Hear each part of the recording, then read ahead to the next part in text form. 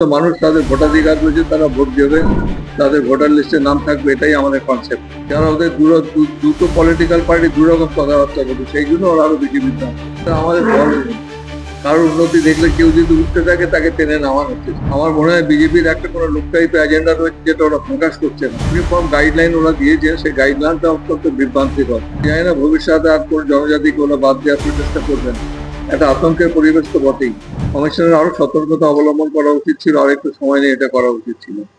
আমি বুঝতে পারছি না সাধারণ মানুষের মনে আতঙ্ক সৃষ্টি করে কার লাভ হচ্ছে। কত মানুষ মারা গেছেন, গতকালও মারা গেছে।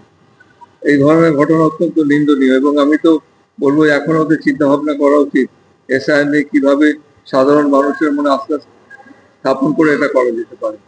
সমস্ত মানুষ তাদের ভোটাধিকার রয়েছে, তারা ভোট দেবে, তাদের ভোটার লিস্টে নাম থাকবে, এটাই আমাদের কনসেপ্ট। মাননীয় মুখ্যমন্ত্রী বারবার একই কথা বলেছেন, সেই দিকে ওরা কিছুতেই দৃষ্টি দিলেন না। ওরা নিজেদের মতো সব করে যাচ্ছেন, এটা ঠিক হচ্ছে না। ফর্ম ফিল আপ করতে গিয়েও প্রচুর মানুষ বিভ্রান্ত হচ্ছেন, তার কারণ বিএলওরা কোনো বিএলও একরকম বলছেন, আরেক বিএলও আরেক রকম বলছেন, ইয়ার ওরা ঠিক করে বলতে পারছেন না, অনেকের নাম ওদের একটা ইউনিফর্ম গাইডলাইন ওরা দিয়েছে, সেই গাইডলাইনটা অত্যন্ত বিভ্রান্তিকর। আমি গাইডলাইনটা পড়ে দেখছিলাম, এত বেশি বিভ্রান্তিকর শব্দ ব্যবহার করা রয়েছে, সাধারণ মানুষের বোঝা খুব কঠিন। এর আগেও অনেকবার ভোট হয়েছে, এত বিভ্রান্তি তো তৈরি হয়নি। এইবারে শুধুমাত্র হচ্ছে আমাদের ইলেকশন কমিশনের গাফিলতির জন্য। এক্ষেত্রে তাহলে কি করা উচিত কমিশনের, মানে নতুন করে কি গোটা প্রসেস? হাইকোর্ট তো জানতে চেয়েছে 2002-কে কি করে ভিত্তিবর্ষে ওরা এসে নির্ধারণ করলো। হাইকোর্টে পিটিশন পেন্ডিং রয়েছে, হাইকোর্ট চিন্তা ভাবনা করবে। তবে তার আগে তো এসআইআর শুরু হয়ে গেছে। এটা যদি হাইকোর্টে আগে মামলাটা হতো, এসআইআর শুরু করার আগে, তার একটা আলাদা গুরুত্ব হতো। এসআইআর শুরু হয়ে যাওয়ার পরেই মামলা করার কি অর্থ আছে আমি তাও বুঝি না। আপনি মন্তব্য করেছেন যে অভিজিৎ বাবুর আসা উচিত তৃণমূলে, আসলে আপনারা নেবেন?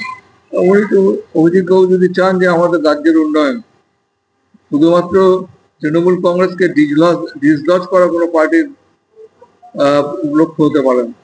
রাজ্যের উন্নয়নের কথা উনি বলছেন, রাজ্যের উন্নতি যখন চাইছেন, তা আমার তো মনে হয় যে তৃণমূল কংগ্রেস ব্যতীত অন্য কোনো রাজনৈতিক দল সেটা করতে পারবেন না।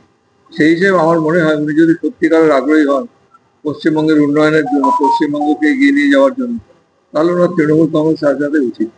এসআইআর এর প্রতিবাদে অনশন করছেন ঠাকুরনগরের বহু মানুষ, মতুয়ারা, তারা অনেকেই অসুস্থ হয়ে পড়ছে। দেখুন, এটা অত্যন্ত বিভ্রান্তিকর পরিস্থিতির সৃষ্টি হয়েছে। আমি জানি না ওদের কারা আশ্বাস দিয়েছিল নাকি ওদের কোনো নাম কাটা যাবে না, তাহলে কেন এত বিভ্রান্তি হচ্ছে? যারা ওদের দুটো পলিটিক্যাল পার্টি দুরকম কথাবার্তা বলছে, সেই জন্য ওরা আরো বেশি বিভ্রান্ত হচ্ছে। আজকেও একজনের মারা যাওয়ার খবর আছে নদিয়ার কালীনারায়ণপুর থেকে। ওই সমস্ত এলাকায় বিজেপি তো বারংবার বলছিল যে সিএ তে নাম থাকলেই হয়ে যাবে, কিন্তু সেই মানুষরাও সেই আস্থা পাচ্ছেন এবং আত্মহত্যার মতো পথ। ঠিকই তো, এমন ভাবে একটা পরিস্থিতি তৈরি করেছে, যাদের নাম ভোটার লিস্টে থাকবে না, আমি জানি না ওদের কি হিডেন এজেন্ডা আছে। আমার মনে হয় বিজেপির একটা কোনো লোক টাইপের এজেন্ডা রয়েছে, যেটা ওরা প্রকাশ করছে না। যাদের নাম ভোটার লিস্টে থাকবে না, তাদের ভারতের নাগরিক হিসেবে গণ্য করা হবে। তাদের পরিণতি কি হবে সেটা এখন বলা সম্ভব না। আপনারা আগেও দেখেছেন যে আমাদের যারা এখানে অ্যাংলো ইন্ডিয়ান কমিউনিটি ছিল, বললো যে অ্যাংলো ইন্ডিয়ান কমিউনিটি আমাদের ভারতবর্ষে কেউ নেই, ওদের লোকজন এমন কিছু নেই যাদের রিজার্ভেশন দরকার হতে পারে, ওটা বাদ দিয়ে দেবে।